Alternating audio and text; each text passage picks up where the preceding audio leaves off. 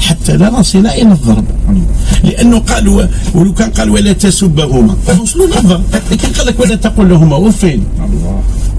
ثم بعد أف إذا ما توقفت في منزلة أف، هذه الإشارة تاع الشعور بالإشمئزاز من الوالدين حين يأمران بأمر أو يقول كلمة، دليل الرفض، تأتي بعدها ماذا؟ ولا تنهرهما. النهر سيكون بعد ماذا؟ مباشرة بعد الأف. لو كان ما تتوقف في الأف ما تقولهاش راح ديباسي لي ليميت، يعني تخرج من الحدود وتولي ترفع في صوتك. بعد ما ترفع صوتك قال ربي ولا تنهرهما، لا بد أن تستبدل النهر وقل لهما قولا كريما، فدل ذلك على أن النهر ليس من القول الكريم. إذا كنت تقول القول الكريم فلا يكون بالنهر، بتحمير العينين وانتفاخ الأوداد. نعم دون كلمة. ما كاش اللي ينجرح قد والديك لما تصرف في وجهه أبدا، ما كاش. قال الإمام أحمد بن حنبل لرجل قال هل يجوز أن أجادل أبي؟ قال ولو مع نعله. الله. يعني ما تتكلمش على حذاء بابك باللي ماشي شباب وماشي جن، ما تتكلمش. أنا قلت له مرة، قلت له حطه واحتفظ به، يجي وقت تبدا تشم فيه. الله. تتوحش الصباط تاع بابك غير ما تتقلقش، واضح؟ فبالتالي علمت بأني حيثما سار القوم سائر ولا تنهرهما. شوف الآية اللي أنا كثير من المرات أتدبرها صراحة، علاش قال واخفض لهما جناح الذل من الرحمة؟ الذل حرام، لكن مع الوالدين مطلوب. علاه؟ ومع أخوك في الله أذلة على المؤمنين، لكن خلينا مع الذل مع الوالدين، لأن الوالدين لما كانوا بالعزة تاعهم وهما اللي ينفقوا وهما اللي الدراهم نتاعهم والدار نتاعهم وكلش، وبعد انت كبرت وليت انت تصرف وممكن انت تجيب وممكن انت اللي تدي للطبيب وانت اللي تجيب، انقلبت الصورة. لكن الأب راه يشوف في روحه مسكين كيفاش راه تروح له الصلاحيات وراه يستنى مسكين في صح ولا لا؟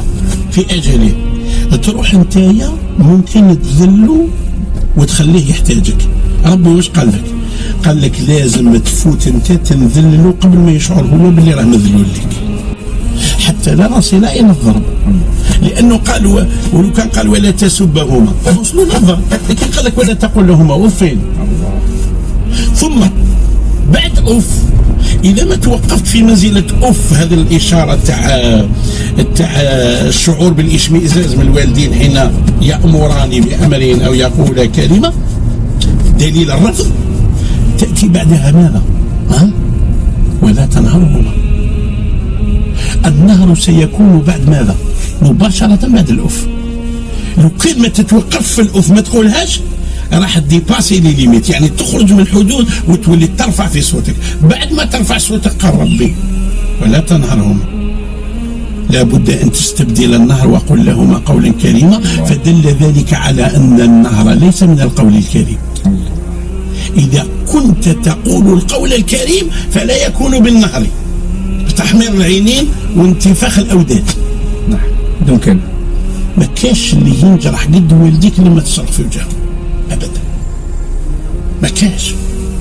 قال الإمام أحمد بن حنبل لرجل قال هل يجوز أن أجادل أبي؟ قال ولو مع نعله. الله.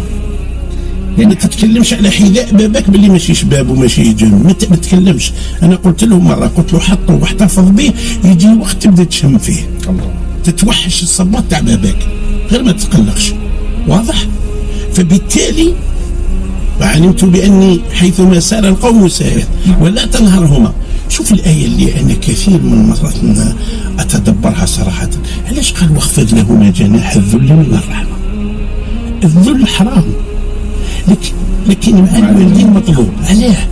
ومع أخوك في الله أذلة على المؤمنين، لكن خلينا مع الذل مع الوالدين، لأن الوالدين لما كانوا بالعزة تاعهم وهما اللي ينفقوا وهما اللي الدراهم نتاعهم والدار نتاعهم وكلش، وبعد انت كبرت وليت انت تصرف وممكن انت تجيب وممكن انت اللي تدي للطبيب وانت اللي تجيب، انقلبت الصورة. صحيح.